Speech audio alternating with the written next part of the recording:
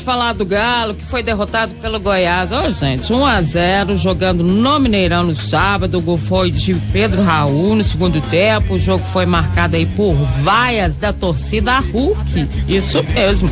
Substituído na etapa final. Nenhum jogador do Atlético pôde parar na zona mista para dar entrevista.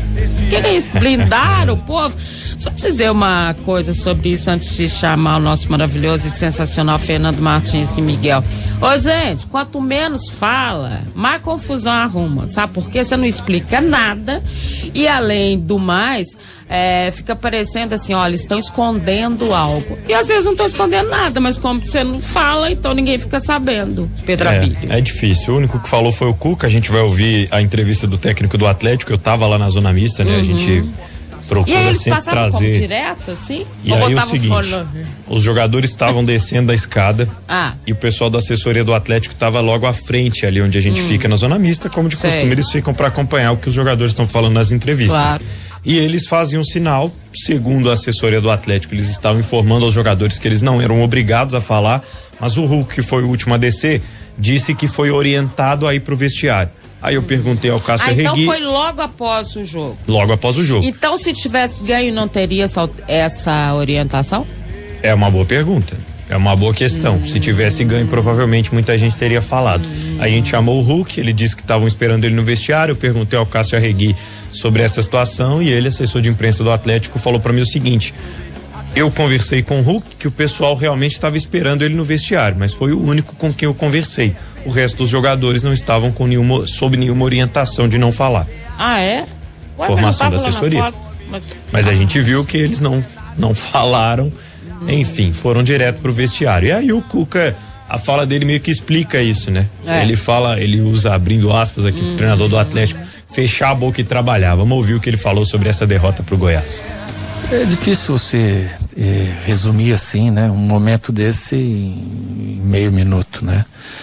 É uma sequência, né? Do momento que vem se alastrando, né? Vem de 2 eliminações muito doloridas, né? E isso abate muito o jogador, abate o torcedor, abate o jogador, abate todo mundo. E você perde a natureza dos fatos, né? O que você fazia, que era fácil e com personalidade, a confiança vai diminuindo, né? Você não está disputando uma partida de sinuca, né? Com os pés, você tem que ter a confiança e poder errar 1, 2 ou 3 jogadas, como acontecia, né? E acontece. Só tem uma coisa para você fazer, é fechar a boca e trabalhar. Não tem outra alternativa, trabalhar forte segunda-feira e domingo tentar começar a reverter essa situação, que é o único remédio que a gente tem. Ficar em silêncio é bom também, né? Ô, Fernando Martins, Miguel, então é isso, não fala mais? Não. Boa tarde, Pedro, boa tarde, Dimara, boa tarde a todos que nos ouvem. É isso, né? A gente, lamentável pra gente que leva a informação pro torcedor, né? O torcedor quer saber o que tá acontecendo, se há alguma coisa de errado, porque derrota pro Goiás, com todo respeito ao Goiás, né? Esse time do Atlético caro, que é montado há 2 anos, campeão de quase tudo ano passado, não pode perder, né? Não. E nem da forma como perdeu. Criou muito pra ter vencido até com facilidade, mas é uma facilidade absurda que toma gol. Isso, né? O Cuca até falou, a gente criou muito, a gente foi melhor, é injusto. Ô, gente, é o resultado final. É bola na casinha. Injusto, não tem explicação mesmo. Ele não conseguiu explicar, e a gente também não consegue. A gente consegue também. O Atlético tá passando por alguma coisa que talvez os bastidores expliquem. Mas aí a gente não tem nenhuma informação, não sabe dizer ninguém fala, né? O que está acontecendo. A gente não frequenta treinamentos, né? Pra gente ver como que estão os treinamentos. E uma das coisas que eu pontuei bastante, até na análise do jogo, foi que o Atlético não acerta nem 10% dos cruzamentos, né? É um festival de bola na área, de chuveirinho na área, e realmente alguns jogadores não estão rendendo o esperado, nem metade do que rendeu ano passado. Setor defensivo, né? Também, né? O próprio Arana, que é um jogador, na minha opinião, é o que teve mais uma queda drástica nessa temporada, né? Ele vinha sendo como principal jogador do elenco desde o ano passado, né? E realmente teve uma queda muito grande. O Mariano também, né? Então você tem dois laterais que estão realmente numa fase, e isso complica muito. Tirando isso, a falta de confiança, principalmente do Nathan Silva, né, que é um zagueiro que sente muito, né? Ano passado a gente viu isso nos momentos decisivos, mas que colocou o nome na história do clube por ter tido o título, né, de campeão brasileiro depois de 50 anos, mas que realmente vira e mexe, ele não tem a confiança dele e da torcida, né? A torcida realmente pega no pé dele por conta de algumas atuações. Às vezes a culpa nem é dele e ele leva, paga o sobra, né? Sobra pra ele. O próprio Everson também cometendo erros que não cometia, né? Erro de posicionamento, enfim. O Hulk também, que não marca, né? Já que há algum tempo. Que é a função dele, né? Porque a função dele não é buscar a bola. Falou do Everson sair da foita no lance do gol, né? Muito afoita. Você sabe que, assim, pra nós, né, acompanhando e trabalhando no jogo, né, Fernando e Pedro, quando a gente olha pra defesa do Atlético, é um desespero quando a bola vai pra lá, mas que coisa desesperadora. Eles ficam desesperados, um olha pro outro olha pro outro. É a questão da confiança também que o Cuca se refere, né? E obviamente o desespero da zaga vem do fato do setor ofensivo, e aí pegando do meio pra frente, não conseguir que essa bola fique lá na frente. Eles não conseguem manter a bola lá na frente o tempo inteiro, tá sobrando lá atrás, tá sobrando lá atrás, tá sobrando lá atrás. É quase o mesmo grupo do ano passado, é difícil de você explicar o que está acontecendo, até porque agora até é o mesmo treinador, então não é uma questão assim, mudou taticamente ou não mudou taticamente. Acho que essas explicações são difíceis, mas quanto menos se falar, né, ou estando blindados do jeito que eles estão, eu acho que você tira muito a responsabilidade. Sabe por quê? A maioria deles, que eu saiba, é maior de idade, né? Tá com tudo certinho, né? Tem conta, família, pagamento, não sei o quê. Acho que eles estão, né, numa idade boa, maduros o suficiente para enfrentar a imprensa e dar essas explicações e falar. Eu acho, né? Não tenho certeza, mas eu acho que eles são extremamente dispostos. E por que o Hulk fala? Ele né, da personalidade e tal. Então, acho que não precisa ninguém ficar pagiando, falando, fala nada, hein? Fica quietinho. Gente, os homens daquele tamanho ganharam tudo no ano passado, super experientes. Tem dó. Fernando, te interrompi, pode terminar sua análise e falar sobre a vida do Galo também, né? Você falou na manchete sobre essa possibilidade de jogos treino, afinal de contas o calendário diminuiu bastante, né? Exatamente, só voltando um pouquinho pro jogo, antes de falar a respeito desses jogos treino que estão vindo por aí, chamou a atenção também pela primeira vez, né? Desde quando chegou ao Atlético, o Hulk deixou o campo vaiado.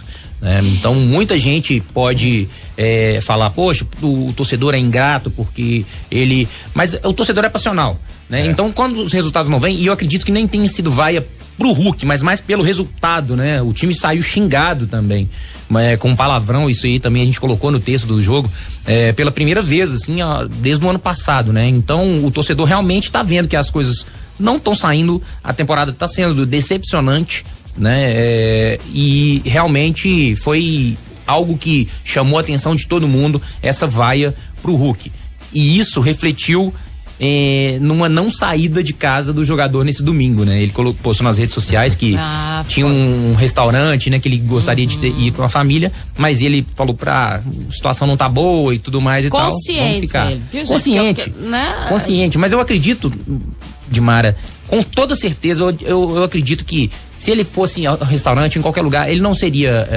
xingado. Não, acho que não. Acho que a torcida do Atlético tem uma gratidão enorme por ele, também, né? E ele é um jogador que, igual você falou, dá a cara, bota a cara. No junto é uma coisa, no individual é diferente. E é o calor do momento também, né? Do jogo. O torcedor, o jogador sai falando qualquer coisa depois que perde, o torcedor também sai xingando também, Deus e o mundo. Enfim, mas voltando agora... E ele tava triste, viu? O semblante nele é uma postagem dele, tá lá nas redes sociais. ele estava bem triste ao lado do pai, empurrando o carrinho da garotinha, da Zaya, a mais nova, né? E ele tava assim, o semblante dele era de tristeza. Um cara que sente dessa forma é porque ele não tá mesmo conseguindo encontrar uma forma de ser melhor. E se ele sente, é porque ele realmente está com vergonha do que aconteceu. Porque quando a gente conhece, né, gente que não sente nada, vai para restaurante, não sei o que, os torcedores xingam, não sei o que, não tem esse compromisso. O Hulk é muito compromissado com o Atlético, independentemente do futebol que ele esteja jogando nesse momento. Exatamente. E a respeito do futuro, né? O Cuca, para tentar acirrar essa disputa interna, né, no elenco, tentar promover aí um ganho técnico, né? Ele já pediu à diretoria, né? Já solicitou à diretoria jogos treino nos meios de semana. Agora o Atlético joga só finais de semana, né? Por conta das eliminações na Copa do Brasil e na Libertadores, então tem jogos só no final de semana, pro time não ficar tanto tempo sem uma disputa assim, né, digamos.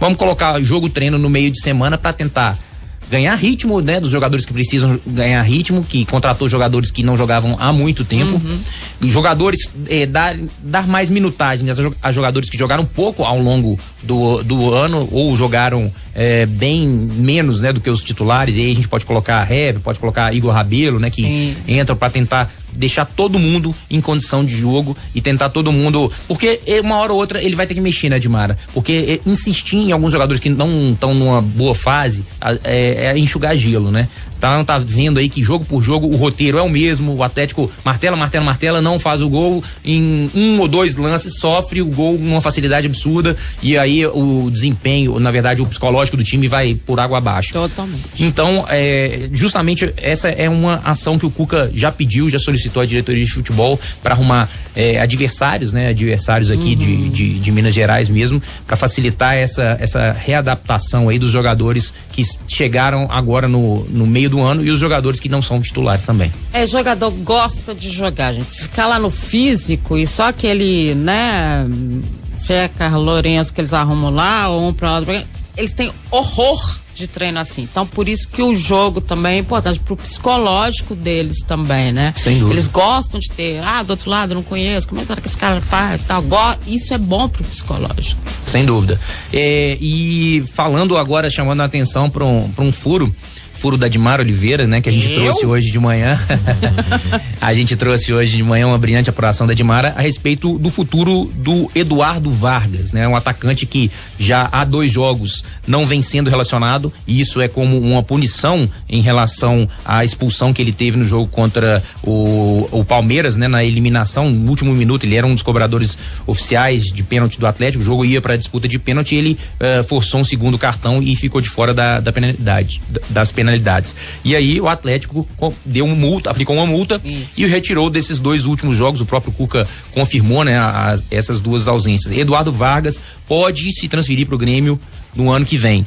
A diretoria do Tricolor Gaúcho, ela já se prepara, né, para um eventual acesso, né, à elite, e vai se preparar e vai se reforçar bem. O Eduardo Vargas passa nesse escopo aí do Grêmio, porém o Grêmio considera os vencimentos do jogador um pouco alto, vai tentar uma composição com o Atlético por um empréstimo, o Atlético pagando uma parte dos salários e, em princípio, né, Dimar, o Atlético fala que não tem nenhuma proposta, nenhuma consulta e tudo mais, mas lá do Sul vem a informação que o Grêmio prepara, né, essa oferta de um empréstimo por 1 ano aí, o Atlético pagando uma parte, ou chega uma composição aí e eu acredito também, particularmente, que o Atlético também não vai fazer não vai dificultar essa saída, né? Apesar do que, como o próprio Rodrigo Caetano te falou, o Atlético está tentando contornar essa situação atual, né? Desse clima ruim que ficou depois da expulsão dele na eliminação contra o Palmeiras. Então, vamos aguardar aí